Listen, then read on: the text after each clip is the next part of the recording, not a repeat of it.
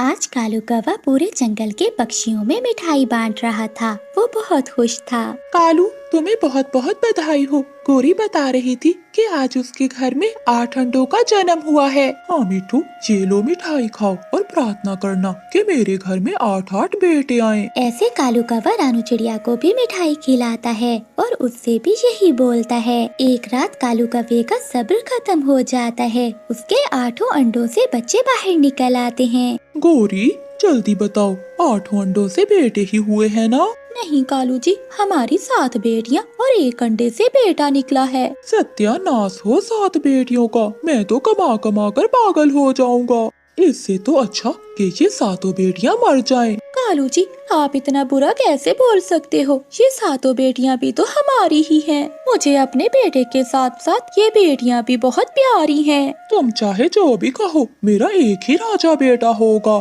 तुम सब तो मेरे ऊपर बोझ हो। आजा मेरा राजा बेटा, मेरे पास आजा। मेरे बाबा मुझसे प्यार करते हैं। मेरे बाबा प्यारे बाबा, मेरे बाबा सबसे सुंदर हैं। कालू कौवा तो अपने बेटे को ही फल खिलाता है और वो अपनी 7 बेटियों की तरफ देखता भी नहीं। मम्मा, मुझे भी भूख लगी है। हाँ मेरी बच्चियों, मैं तुम्हें फल देती हूँ। फलों की टोकरी तो कालू कौवे के घोंसले में थी। गोरी कौवी जैसे ही फल लेने के लिए आगे पर बढ़ाती है तो कालू कौवा चीखते हुए बोलता है, ये फल मेरे बेटे के लिए हैं। तुम्हारी हिम्मत कैसे हुई इन्हें पंख लगाने की? मेरी बच्चियों को भी भूख लगी है, इन्हें भी फल दे दो। नादानी न करो। नहीं नहीं, ये फल मेरे बेटे जग्गू के लिए हैं। तुम अपनी बेटियों को सूखा दाना खिलाओ। गोरी कौवी तो बहुत हैरान थी कि कालू कौवा ऐसे कैसे कर सकता है। फिर गोरी कौवी जंगल में फल लेने जाती और वो खुद ही अपनी 7 बेटियों का पेट भरती। दूसरी ओर कालू कौवा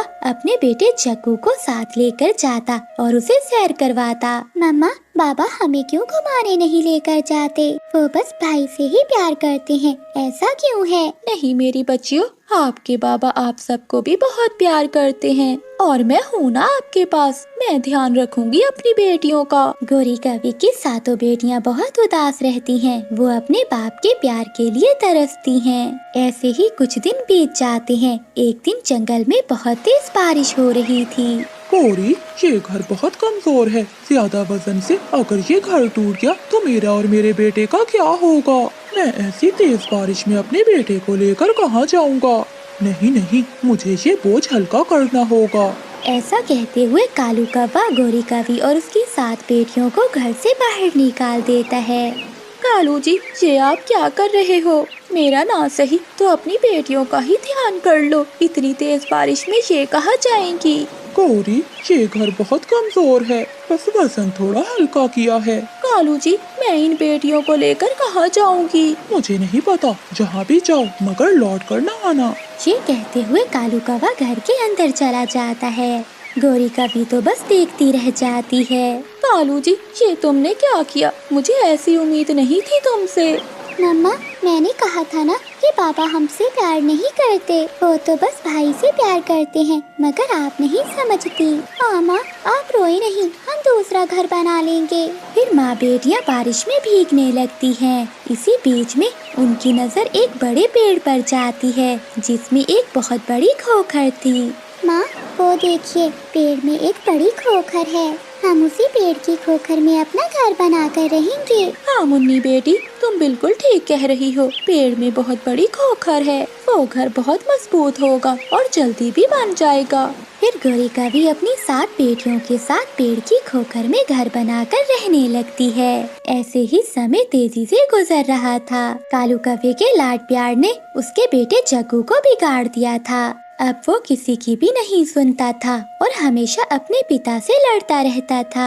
जग्गू बेटा, अब तुम बहुत बड़े हो गए हो, अब तुम ही दाना कमा कर लाया करो। पर पिताजी, आप तो बूढ़े नहीं हुए, आप जाया करो। आप ही जाकर दाना कमा कर लाया करो। आप जाओ और मेरे लिए कुछ फल लेकर आओ, मुझे बहुत भूख लगी हुई है। ऐसा कहकर जग्गू कौवा घोंसले में सो जाता है। फिर कालू कौवा भोजन की खोज में अपने घर से बाहर जाता है। रास्ते में कालू कौवे को चक्कर आ जाते हैं और वो नीचे गिर जाता है। एक कबूतर जो वहीं से गुजर रहा था, वो कालू कौवे को देखकर उठाता है और उसे अपने घर में छोड़ आता है। जग्गू बेटा, आज तुम्हारी वजह से मेरी ये हालत हुई है। अगर तुम दाना कमाने जाते तो मैं आज यूँ चक्कर खाकर नीचे ना गिरता और ना ही मुझे चोट आती। ठीक है, अब गिर गए हो तो मेरी इसमें क्या गलती। कालू कौवे की तबीयत तो बहुत खराब हो गई थी। वो अपने घोंसले से उड़ नहीं पाता और ना ही कहीं जा सकता था।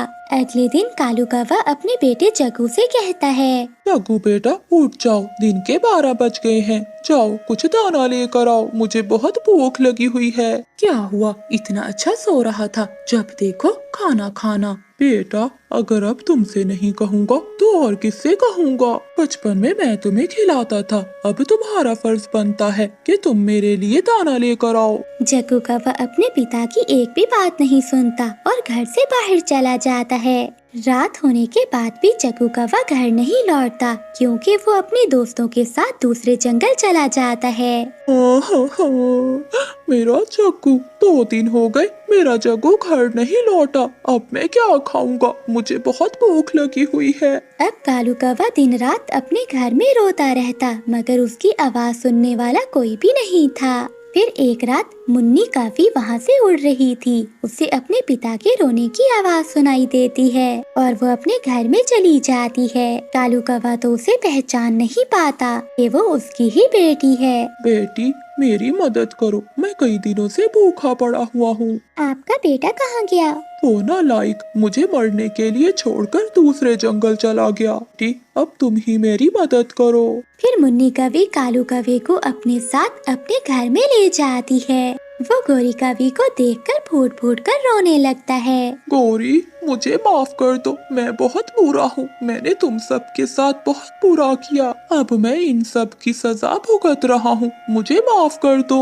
कालू जी, अब आप माफी क्यों मांगते हो? आपका तो बेटा था ना, अब आप अपने बेटे के पास क्यों नहीं चले जाते? वही आपकी देखभाल करेगा। माँ, भैया पापा को घर में छोड़कर दूसरे जंगल चले गए हैं। अब पापा की देखभाल करने वाला कोई नहीं है, इसलिए हम अपने पापा को अपने घर में रखेंगे। अपनी बेटियों की बातें सुनकर कालू कौवे का सर तो शर्म से झुक गया था। मेरी बेटियों, मैं कितना गलत था। मेरी 7 फूल जैसी बेटियां थी, मगर मैं तुम्हें पिता का प्यार न दे सका।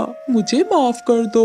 ना पिताजी, आप माफी ना मांगे, आप तो हमारे पिता हैं। हम तो आपसे कभी भी नाराज नहीं थे, बस आपको ही गलतफहमी थी। फिर कालू कौवा अपनी बेटियों के साथ ही रहने लगता है। वो अपनी बेटियों से बहुत प्यार करने लगता है। कालू जी, मेरा दिल कर रहा है कि जंगल के सभी पक्षी ये जंगल छोड़कर चले जाएं और इस जंगल के सारे फल और अनाज हम दोनों मिलकर खाएं। हाँ गोरी, अगर ऐसा हो जाए तो मजा ही आ जाए। कालू जी, मैं अपनी माँ के पास जाती हूँ। मेरी माँ का दिमाग बहुत तेज चलता है, उनके पास कोई न कोई उपाय जरूर होगा। वही है अब जो हमें इस मुश्किल से निकाल सकती हैं। बात तो ठीक है गोरी, तुम्हारी माँ जी सब कुछ कर सकती हैं। तुम अभी अपनी माँ के पास जाओ। फिर गोरी कौवी उड़ती है और अपनी माँ के पास जाती है। माँ जी, मैं और कालू चाहते हैं कि जंगल के सभी पक्षी हमारा जंगल छोड़कर चले जाएं। इसलिए माँ जी, मैं आपसे सलाह लेने आई हूँ। अरे गोरी बेटी, क्या तू चाहती है कि जंगल के सारे फल और अनाज तुम दोनों अकेले ही खाओ? हाँ माँ, ऐसा ही सोच रहे हैं हम। गोरी बेटी, जाकर जंगल के सभी पक्षियों को ये बता दो कि जंगल में बहुत बड़ा तूफान आने वाला है।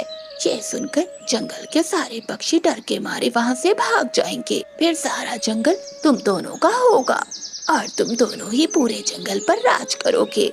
माँ, मेरी प्यारी माँ, तुमने तो बहुत कमाल का आइडिया दिया है। ऐसे किसी को हम पर शक भी नहीं होगा। गोरी कौवी वापस जाती है। जाते हुए रास्ते में गोरी कौवी को रानू चिड़िया मिलती है। गोरी रानू चिड़िया से कहती है, चिड़िया बहन, समय नहीं है, जल्दी करो। गोरी बहन, क्या जल्दी करूँ मैं? कुछ तो बताओ। चिड़िया, हमारे जंगल की ओर एक बहुत बड़ा तूफान आ रहा है, इसलिए जंगल के सभी पक्षियों को बता दो कि ये जंगल छोड़कर किसी सुरक्षित जंगल में चले जाएं। गोरी कौवी की बात सुनकर रानू चिड़िया डर जाती है। क्या गोरी, तूफान आ रहा है? फिर तो हम सबको यहाँ से जाना होगा। मैं जाकर अभी कबूतर को बताती हूँ। रानू चिड़िया वहाँ से भाग जाती है। गोरी कौवी अपने घर जाती है। कालू जी, मेरी माँ ने एक ऐसा उपाय बताया है कि शाम होने से पहले पहले जंगल के सभी पक्षी ये जंगल छोड़कर चले जाएंगे। फिर गौरी कवि कालू कव्वे को अपनी माँ का उपाय बताती है। दोनों पति पत्नी हंसने लग जाते हैं। हा हा हा हा हा हा हा। गौरी, तुम मिट्ठू के पास जाओ और मैं बुलबुल के पास जाता हूँ। हम उनको भी ये खबर सुना देते हैं। फिर गौरी कवि मिठू तोते के पास जाती है। मिट्ठू, मेरे भाई मिट्ठू, जल्दी से ये जंगल छोड़ने की तैयारी कर लो। क्यों गौरी, इस जंगल में क्या होने वाला है? क्या कोई शिकारी आने वाला है?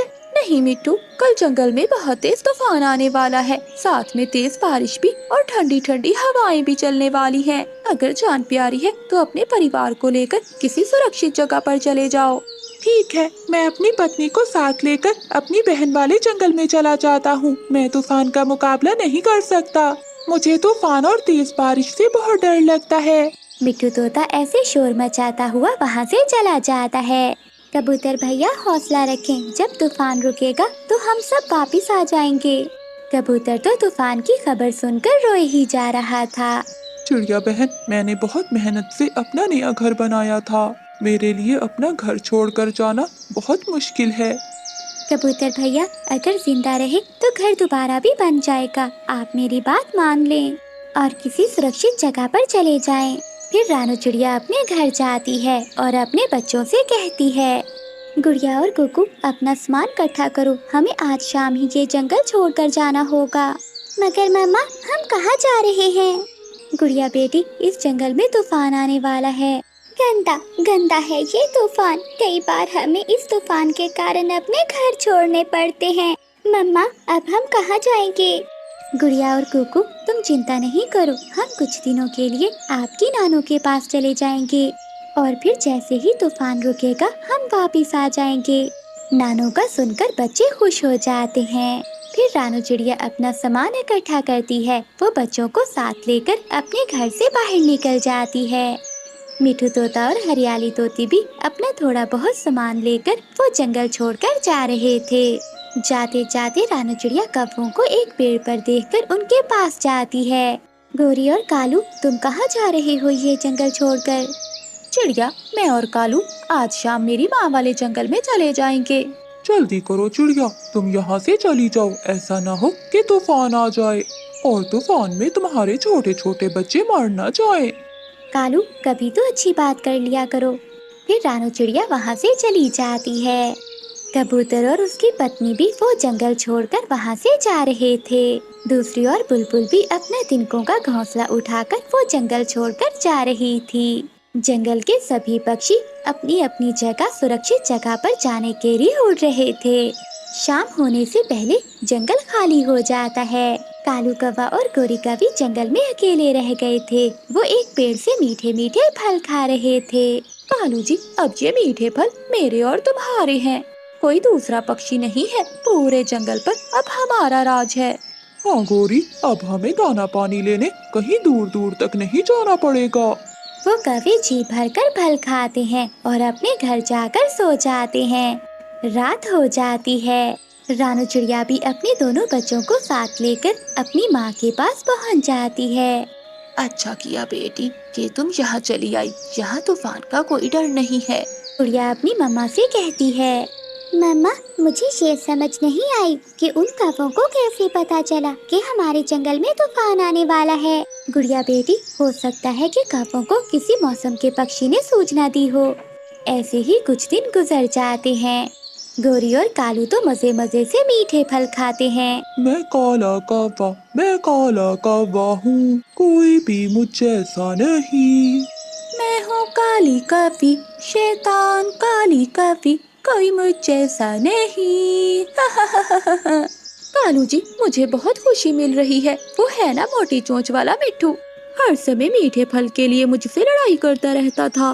गौरी, अब कोई नहीं है जो हमसे लड़ाई करेगा। रात हो जाती है। जंगल में बहुत तेज बारिश शुरू हो जाती है। बारिश के साथ साथ तेज तूफानी हवाएं भी चलने लगती हैं। कौवों का घर तो हवा से झूल रहा था। उनका घर तेज हवा में एक तिनके की तरह उड़ता है, नीचे आकर धड़ाम से गिरता है और टूट जाता है।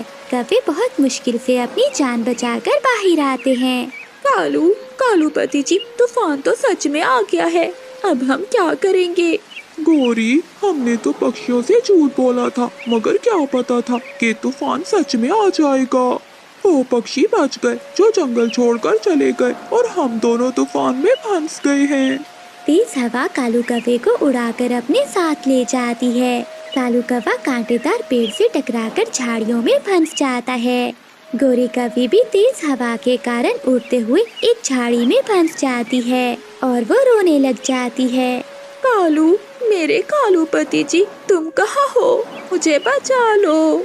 गौरी, गौरी, मैं यहाँ हूँ। मेरा पंख टूट गया है, अब मैं उड़ नहीं सकता। हमें झूठ बोलने की बहुत बड़ी सजा मिली है। कालू, अगर कोई दूसरा पक्षी होता तो वो जरूर हमारी मदद करता, मगर अब हम किसी को अपनी मदद के लिए पुकार भी नहीं सकते। फिर तेज बारिश और तेज हवा उन दोनों कौवों की जान ले लेती है।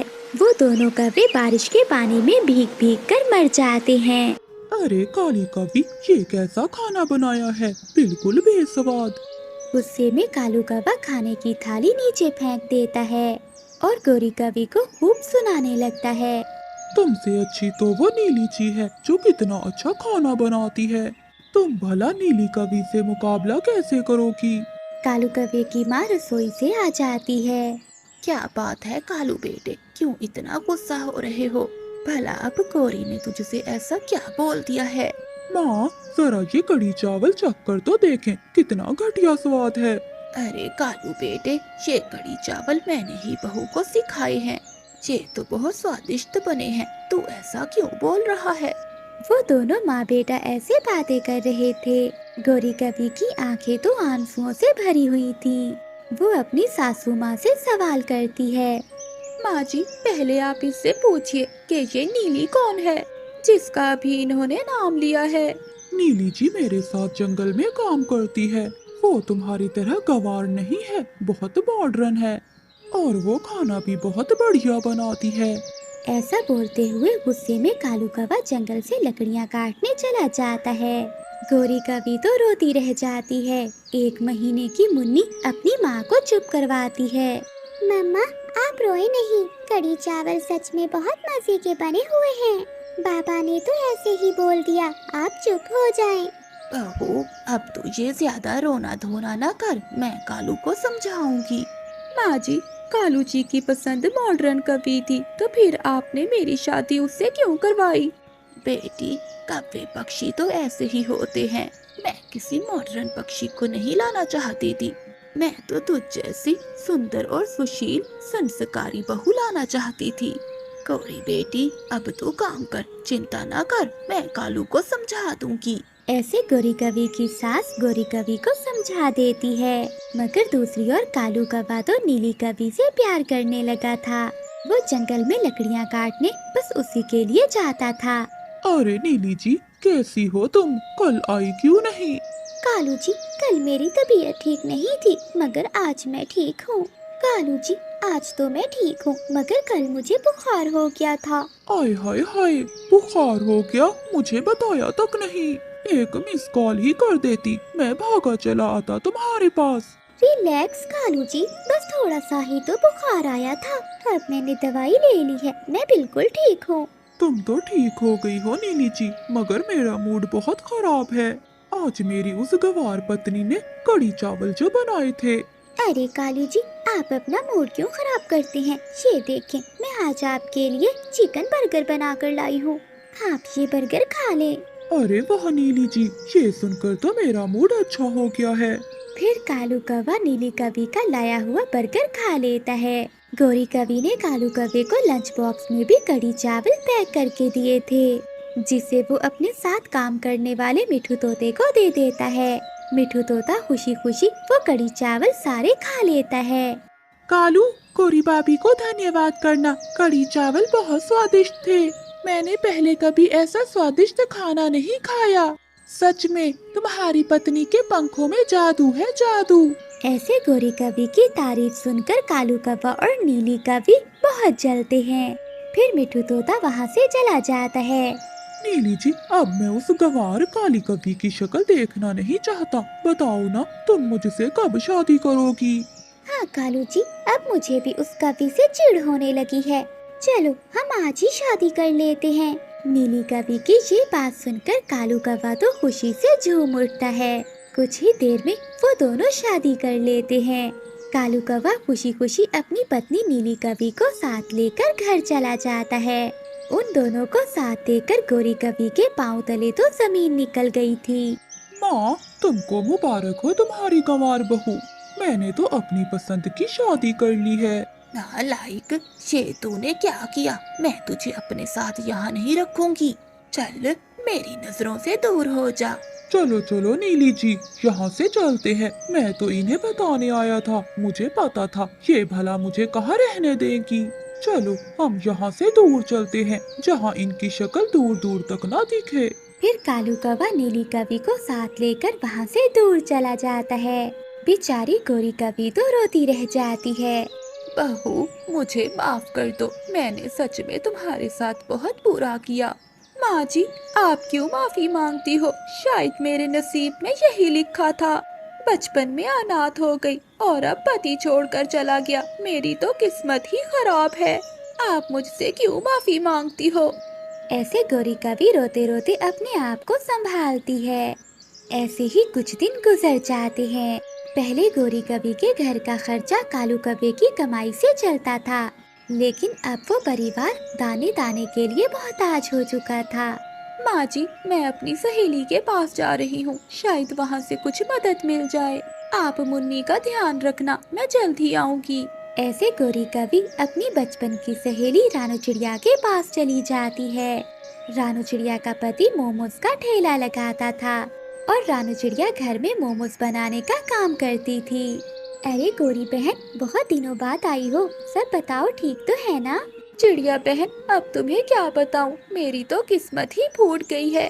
ऐसे रोते हुए गोरी कवि रानू चिड़िया को सारी बात बताती है। गोरी कवि को चिड़िया की हालत पर बहुत दया आती है। गोरी बहन, ये ले कुछ पैसे, इससे आपका थोड़ा गुजारा तो हो जाएगा। गोरी बहन, मैं तो कहती हूँ कि आप अपना कोई काम शुरू करें। अब आपको ही कुछ करना होगा।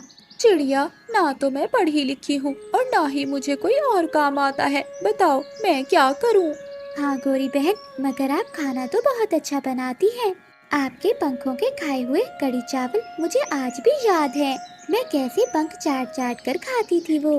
आप ऐसा करें कि आप कड़ी चावल बेचना शुरू कर दें। देखना, आपकी जिंदगी बहुत बदल जाएगी। क्या चिड़िया बहन, मैं सच में कड़ी चावल बेच सकती हूँ? हाँ हाँ गोरी बहन, इस दुनिया में तो सब बिकता है। कड़ी चावल, दाल चावल, बिरयानी और कबाब बिरयानी भी। आप कड़ी चावल बेचना शुरू करें। अगर आपको कोई मदद चाहिए हो तो वो मैं आपकी करने के लिए तैयार हूँ। फिर रानू चिड़िया गोरी कवि को कुछ पैसे देकर वहाँ से विदा करती है। गोरी कवि खुशी खुशी अपने घर लौट जाती है और वो चिड़िया की बात अपनी सासू माँ को बताती है। चिड़िया बहन, मुझे आपकी मदद की जरूरत है। मेरा बेटा किक्की, जिसे उड़ना भी नहीं आता, वो खेल खेल में एक खड्डे के अंदर गिर गया है। वो खड्डा बहुत गहरा है, वो इतना छोटा है कि मैं भी उस पे नहीं घुस सकता। चिड़िया बहन, मुझे लगता है कि तुम उस खड्डे में जा सकती हो और मेरे किक्की को बाहर ला सकती हो। तो कबूतर भैया, देर किस बात की है, चलो अभी चलते हैं। रानू चिड़िया कबूतर के साथ चली जाती है। जमीन में एक छोटा सा छेद दिख रहा था, जिसके पास कई पक्षी भी बैठे हुए थे। चिड़िया, तुम आ गई। देखो, यही वो खड्डा है जिसमें कबूतर का बच्चा गिरा हुआ है। गोरी, ये तो दिखने में बहुत छोटा है, लेकिन एक बच्चे की जान बचाने के लिए मुझे ये सब करना होगा। रानू चिड़िया बगैर कुछ सोचे उस खड्डे के अंदर चली जाती है। रानू चिड़िया के अंदर जाने के बाद सभी पक्षी उसका बाहर आने का इंतजार करते हैं। चिड़िया बहन, क्या तुम ठीक हो? मेरा किक्की मिला कि नहीं? कबूतर का ऐसा सवाल करने पर अंदर से कोई जवाब नहीं आता। फिर अचानक रानू चिड़िया खड्डे से बाहर निकलती है और उसके पंचों में किक्की भी था। मेरा किक्की। चिड़िया, तुमने अपनी जान खतरे में डालकर मेरे किक्की की जान बचा ली। कबूतर भैया, मैं जब भी किसी की मदद करती हूँ तो मुझे बहुत अच्छा लगता है। ऐसे रानू चिड़िया जंगल वासियों की मदद करती थी, लेकिन एक दिन अचानक रानू चिड़िया की तबीयत खराब हो गई। अरे, ये मुझे क्या हो रहा है? रानू चिड़िया की चीख पुकार सुनकर पास के पक्षी वहाँ आ जाते हैं। चिड़िया बहन, क्या हुआ आपको? पता नहीं मिठू, मेरे पेट में बहुत दर्द है। चिड़िया बहन, तुम चिंता नहीं करो, मैं अभी बुलबुल डॉक्टर को बुला कर लाता हूँ। कुछ देर बाद कबूतर बुलबुल डॉक्टर को ले आता है। बुलबुल डॉक्टर रानू चिड़िया को देखती है। चिड़िया बहन, मुझे समझ नहीं आ रहा कि मैं आपको कैसे बताऊं। बुलबुल बहन, क्या हुआ, बताओ हमें। ऐसी भी क्या बात है जो आप कर रही हो बताने के लिए? रानू चिड़िया सबकी मदद करती है, हम भी चिड़िया की मदद करेंगे। चिड़िया के पेट में इन्फेक्शन हो गया है, अगर इसने वो नीला सेब नहीं खाया तो शाम तक इसकी मृत्यु हो जाएगी। ये सुनकर वो सभी चौंक जाते हैं और रानू चिड़िया भी बहुत परेशान हो जाती है। बुलबुल बहन, अगर बात नीले सेब की है तो मैं ला कर दूंगा चिड़िया को। मुझे बताओ, वो पेड़ कहाँ है? तुम हमें डरा क्यों रही हो? कबूतर भैया, मैं ये इसलिए कह रही हूँ कि इंसानों ने हमारे जंगल में 100 पेड़ काटे थे और उनमें से एक नीले सेब का पेड़ भी था, इसलिए अब उसका मिलना नामुमकिन है। ये सुनकर वो सभी पक्षी बहुत दुखी हो जाते हैं। तभी बाहर से गोरी कवि की चिल्लाने की आवाज आती है। सभी पक्षी बाहर आ जाते हैं। मेरी आँख, मेरी आँख, मेरी आँख में कुछ चला गया है, सुबह से मेरी आँख खुल नहीं रही। दिखाओ गोरी, लगता है गोरी तुम्हारी आँख में किसी जहरीले फूल का रस चला गया है। जहाँ तक मुझे पता है कि काली पहाड़ी पर एक हरे रंग का पौधा है, अगर उस फूल का रस तुम्हारी आँख में डाल दिया जाए तो तुम्हारी आँख ठीक हो जाएगी। अगर ऐसा नहीं हुआ तो तुम हमेशा के लिए अंधी हो जाओगी। क्या क्या बुलबुल, ये तुम क्या कह रही हो? मैं काली पहाड़ी पर भला कैसे जा सकती हूँ? मुझे तो कुछ भी दिखाई नहीं दे रहा और वहाँ बहुत अंधेरा होता है, भला कौन जा सकता है वहाँ? तभी रानू चिड़िया कहती है, गोरी मैं ये करूँगी। परंतु चिड़िया बहन, तुम्हारी तबीयत तो पहले ही खराब है, तुम ये कैसे कर सकती हो? कोई बात नहीं, मेरे पास रात तक का समय है, मैं मरने से पहले गोरी को जिंदगी देना चाहती हूँ। ये सुनकर वो सभी पक्षी भी बहुत गमज़दा हो जाते हैं। फिर रानू चिड़िया वहाँ से काली पहाड़ी की ओर चली जाती है। थोड़ी देर बाद रानू चिड़िया को काली पहाड़ी नजर आने लगती है। ए ऊपर वाले, मेरे पेट में बहुत दर्द है, मैं ये काम पूरा कर लूं, उसके बाद तू मुझे अपने पास बुला लेना। रानू चिड़िया काली पहाड़ी पर पहुंच जाती है। यहाँ तो हर तरफ घने पेड़ पौधे हैं, अब मैं उस हरे फूल को कहाँ ढूंढूंगी? अपने दर्द के साथ रानू चिड़िया ने फूल को ढूंढना जारी रखा। आखिरकार रानू चिड़िया को हरे फूल का पौधा मिल जाता है। फिर रानू चिड़िया ने एक फूल तोड़ा और जैसे ही वो उड़ने लगती है तो उसके पेट में बहुत दर्द होने लगता है।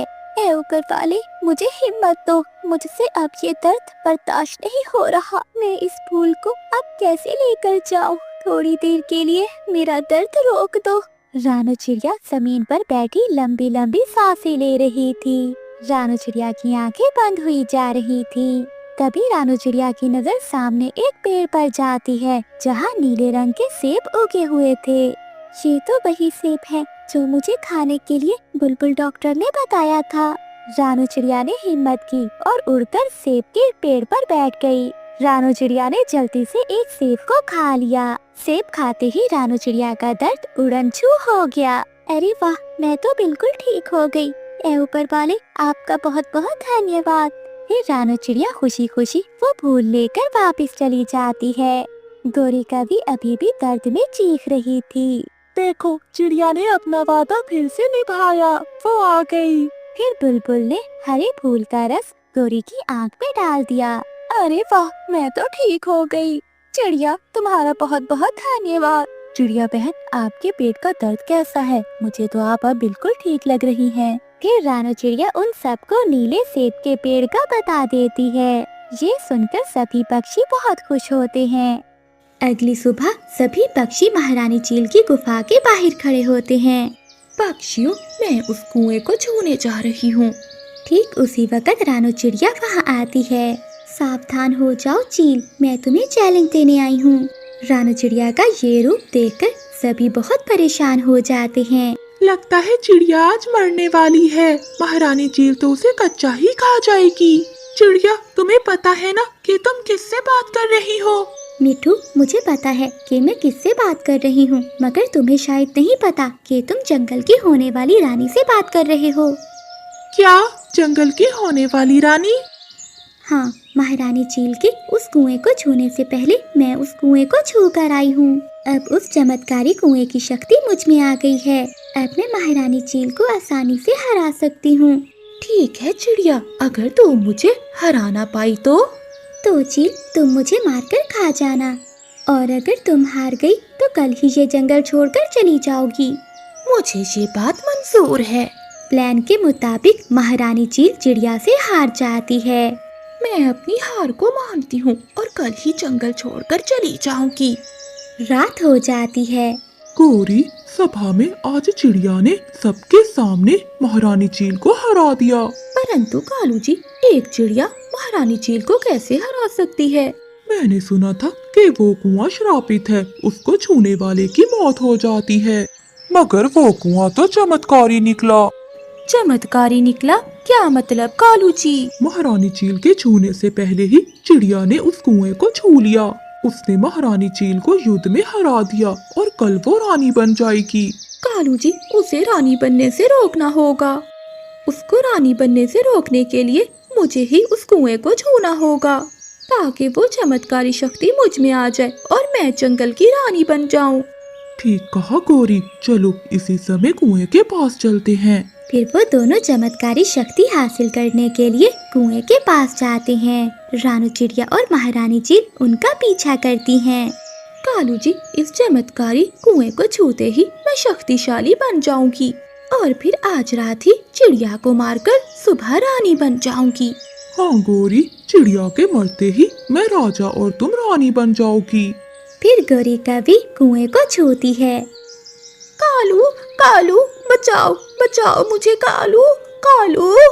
श्रापित कुएं की शक्ति से गौरी कभी वहीं नीचे गिर जाती है और मर जाती है। तभी रानू चिड़िया और महारानी चील भी वहां आ जाती हैं। देखा महारानी चील, मैंने कहा था ना कि ये आपको मारने की साजिश है। हाँ चिड़िया, तुम्हारी चालाकी के कारण मैं बच गई। तो क्या तुम दोनों मिले हुए हो? हाँ कव्वे, तुम्हें गुमराह करने के लिए हमने जानबूझकर लड़ाई की थी। मैं जानबूझकर हार गई थी ताकि तेरी असलियत पता चल सके। फिर रानी चील कालू कव्वे पर हमला करती है और उसे भी मार देती है। इस तरह गौरी कव्वी और कालू कौवा दोनों मर जाते हैं। ये वीडियो मुकम्मल तौर पर फर्जी है और सिर्फ तफरीह और तालीमी मकासद के लिए बनाई गई है। इस वीडियो में दिखाई गई तमाम वाक़यात, किरदार और कहानियाँ मुकम्मल तौर पर फर्जी हैं। इनका हकीकी वाक़यात या लोगों से कोई ताल्लुक नहीं। इस वीडियो का मकसद बच्चों को हिफाजत और फैसला साजी करने से आगाह करना है। बराह करम इसे गलत तनाज़ुर में ना लें।